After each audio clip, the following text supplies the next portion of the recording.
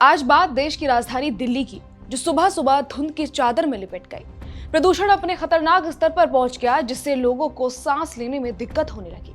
नवंबर के दूसरे हफ्ते में शहर में जहरीली हवा ने लोगों की मुश्किलें बढ़ा दी हैं। रविवार यानी 9 नवंबर को दिल्ली का एयर क्वालिटी इंडेक्स 400 के पार चला गया, जो रेड जोन में आता है और बेहद खतरनाक श्रेणी माना जाता है। इस खतरनाक स्तर की हवा में सांस लेना दिल और फेफड़ों के रोगियों के लिए ही नहीं, बल्कि हर व्यक्ति के स्वास्थ्य के लिए गंभीर खतरे का कारण बन सकता है। हवा की गति धीमी है और मौसम साफ रहने का अनुमान है, लेकिन प्रदूषण की दर घटने के बजाय लगातार बढ़ती जा रही है। नमस्कार, मैं खुशी चौधरी और आज बात करेंगे दिल्ली के इस जानलेवा प्रदूषण की। दिल्ली का AQI इन दिनों दिन ब दिन बढ़ता जा रहा है और रविवार को तो ये 400 के पार पहुंच चुका था, यानी प्रदूषण का स्तर रेड जोन में है, जो बेहद खतरनाक माना जाता है। विशेषज्ञों का कहना है कि ये हवा इतनी जहरीली है कि इसमें सांस लेना किसी के लिए भी खतरनाक हो सकता है। अगर आप दिल्ली की इस हवा में सांस ले रहे हैं, तो ये उस व्यक्ति के लिए हर दिन लगभग 9 से 10 सिगरेट पीने जैसा है। ताजा आंकड़ों के मुताबिक दिल्ली का 24 घंटे का औसत AQI 361 है, जिससे ये देश का दूसरा सबसे प्रदूषित शहर बन चुका है। वजीरपुर 420, बुराड़ी 418, विवेक विहार 411 जैसे इलाकों में प्रदूषण का स्तर बेहद गंभीर है और ज्यादातर इलाकों में इसे बेहद खराब श्रेणी में रखा गया है।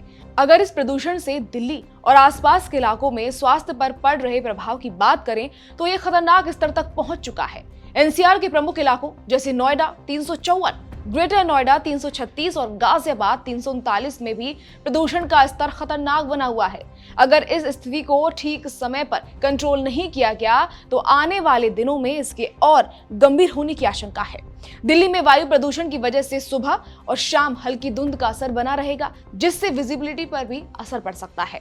IMD के मुताबिक रविवार को भी धुंध और कोहरा बना रहेगा, जिससे ट्रैफिक की गति में बाधा और हवा में सर्दी का एहसास होगा।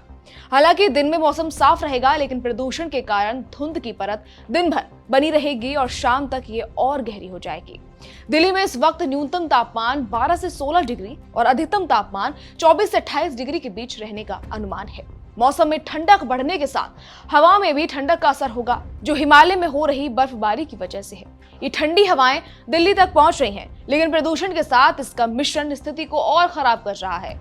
केंद्रीय प्रदूषण नियंत्रण बोर्ड के आंकड़ों के मुताबिक हवा में PM 2.5 का लेवल 338 और PM 10 का लेवल 503 तक पहुंच चुका है।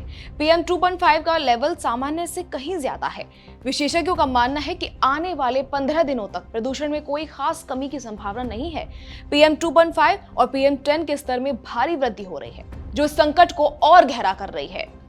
दिल्ली सरकार और प्रदूषण नियंत्रण बोर्ड के लिए एक बड़ी चुनौती बन गई है। मौजूदा स्थिति में प्रदूषण की समस्या को रोकने के लिए दिल्ली सरकार के द्वारा कई कदम उठाए गए हैं।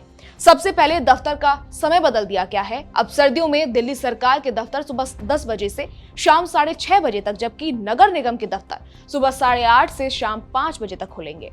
मुख्यमंत्री ने अधिकारियों को निर्देश दे दिए हैं कि ये व्यवस्था सख्ती से लागू की जाए और ट्रैफिक और वायु गुणवत्ता की नियमित निगरानी की जाए। इसके अलावा निर्माण कार्यों पर प्रतिबंध लगाना, वाहनों की संख्या कम करना और सार्वजनिक परिवहन को बढ़ावा देना। लेकिन इन उपायों के बावजूद प्रदूषण की स्थिति जस की तस बनी हुई है।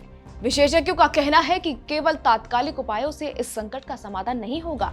दीर्घकालिक उपायों की जरूरत है, जैसे कि हरियाली बढ़ाना, सार्वजनिक परिवहन को और अधिक प्रभावी बनाना और इलेक्ट्रिक वाहनों के इस्तेमाल को बढ़ावा देना। इसके साथ ही हर स्तर पर जागरूकता और नागरिकों की सक्रिय भागीदारी की आवश्यकता होगी, ताकि इस संकट से बाहर निकल सके।